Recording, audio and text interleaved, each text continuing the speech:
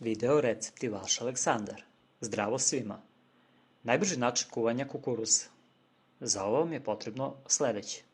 Mlada 4 klase. Evo vidite ovako. Kvas. Prvo očistiti.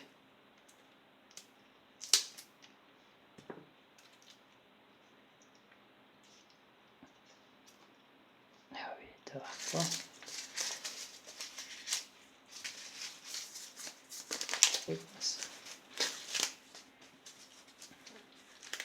Uzet ćete ove liste i ovako primaju.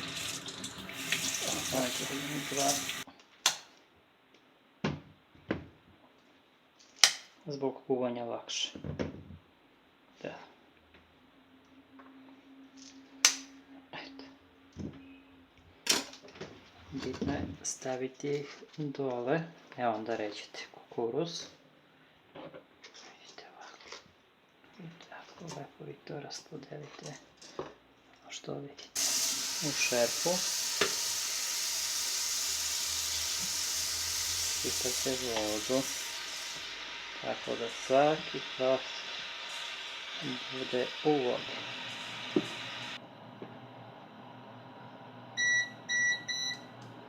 Staviti kukuruz u šerpu,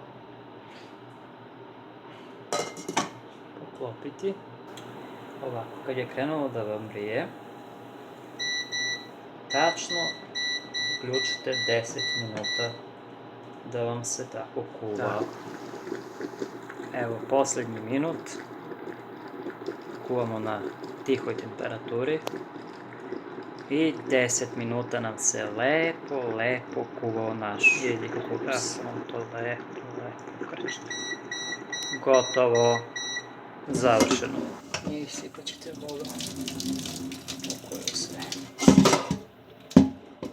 kuva. I sipat ćete hladnu vodu iz česme.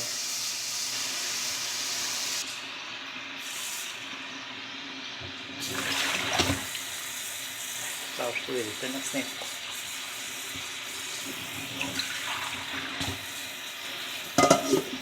I tako ga stavite 3 minuta da stoji.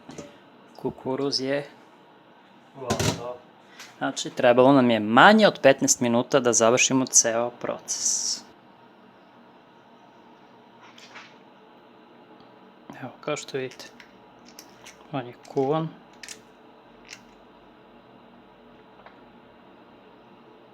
Crno je meko.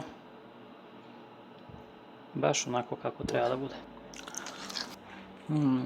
Predivan je.